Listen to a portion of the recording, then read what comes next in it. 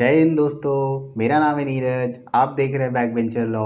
आज इस वीडियो में हम लोग कवर करेंगे section 110 of transfer of property act. तो आइए देखते हैं सेक्शन 110 में क्या कहा गया है।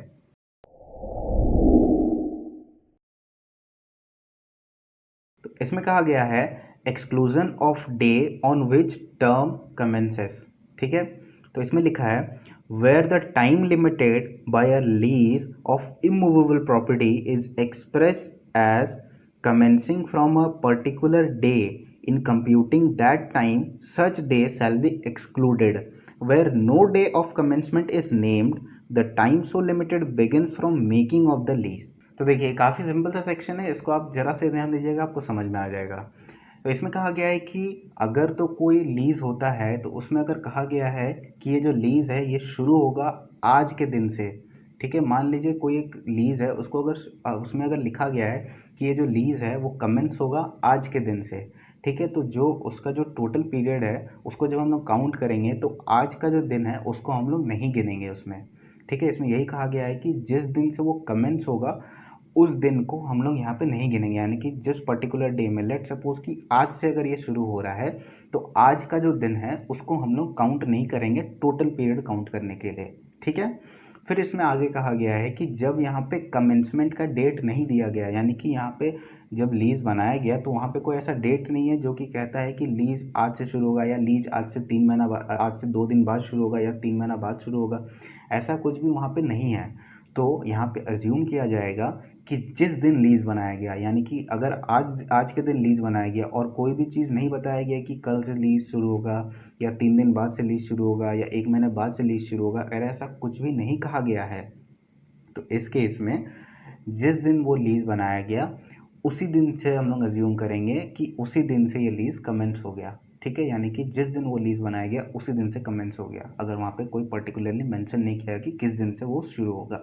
ठीक है, अब इसका जो दूसरा पैराग्राफ है उसमें लिखा है duration of lease for a year where the time so limited is a year or a number of year in the absence of an express agreement to the contrary, the lease shall last during the whole anniversary of a day for which such time commences.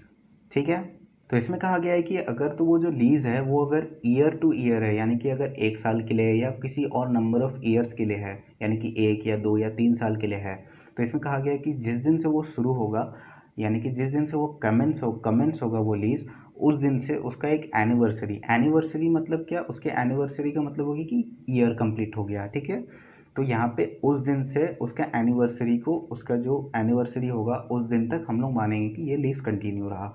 Let suppose अगर year के लिए है, 1 year के लिए है, तो आज के दिन से अगर शुरू होता है तो आज के दिन से उसका जो एनिवर्सरी है, एनिवर्सरी यानी कि आज से ठीक 1 साल बाद तक वो कंटिन्यू रहेगा। ठीक है, वैसे ही अगर 3 साल के लिए है तो आज से लगातार 3 एनिवर्सरी यानी कि 3 साल बाद। ठीक है, एनिवर्सरी का मतलब हो गया कि 1 साल पूरा हो गया। ठीक है, अब इसमें जो तीसरा पैराग्राफ है उसमें कहा गया है option to determine lease where the time so limited is expressed to be terminable before its expiration and the lease omits to mention at whose option it is so terminable, the lessee and not the lessor shall have option.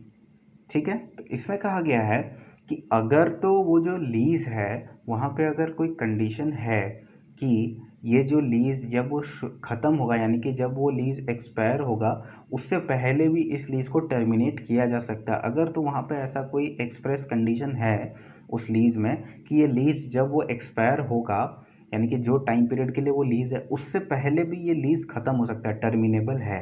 लेकिन वहाँ पे ये नहीं लिखा है कि किसके option में टर्मिनेबल है, यानी कि कौन चाहेगा तो उसको टर्मिनेट करवा सकता है लीज को, ये अगर वहाँ पे नहीं लिखा गया है तो इसमें कहा गया है कि जो लेसी है वो यहाँ पे उसको टर्मिनेट करवा सकता है, ना कि लेसर। ठीक है, अगर तो वहाँ पे नहीं लिखा है कि कौन टर्मिनेट करा सकता है तो इस केस में जो लेसी है वो ही यहाँ पे टर्मिनेट करा सकता है, ना कि यहाँ पे लेसर यहाँ पे टर्मिनेट नहीं कराएगा। सिर्फ और सिर्फ लेसी यहाँ पे चाहेगा तो टर्मिनेट करा सकता है, अगर वहाँ पे मेंशन नहीं किया गया है।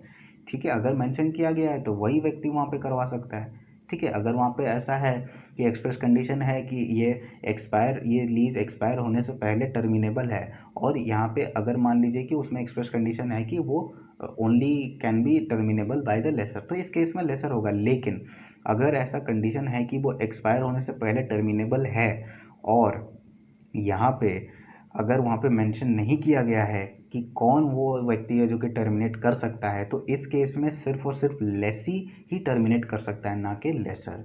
ठीक है, इस सेक्शन में कुल मिला के यही कहा गया है। तो चलिए इस वीडियो को यहीं ख़त्म करते हैं, और अगर आपको इस वीडियो से रिलेटेड या किसी और वीडियो से रिलेटेड किसी भी तरीके का डाउट रहता है तो आप मुझे नीचे कमेंट सेक्शन में बताएं। मैं आपके उस डाउट का एक वीडियो बना के अपने जो चैनल के इंस्टाग्राम या फिर फेसबुक पेज है उस पर मैं पोस्ट कर दूंगा, जिससे आपको समझने में काफ़ी आसानी होगी।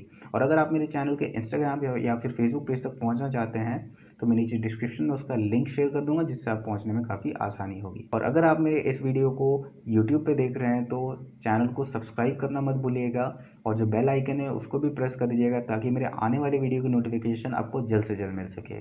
और अगर इस वीडियो को आप मेरे चैनल के फेसबुक या फिर इंस्टाग्राम पेज पे देख रहे हैं तो प्लीज़ उसको फॉलो ज़रूर कर लीजिएगा। तो चलिए, ये वीडियो कैसा लगा आप नीचे कमेंट सेक्शन में बता सकते हैं, या किसी भी तरीके का अगर आपको चेंज चाहिए तो वो भी आप मुझे बता सकते हैं। तो चलिए, तब तक के लिए मेरे वीडियोस को देखते रहिए, फिर मिलेंगे अगले वीडियो में। Thank you.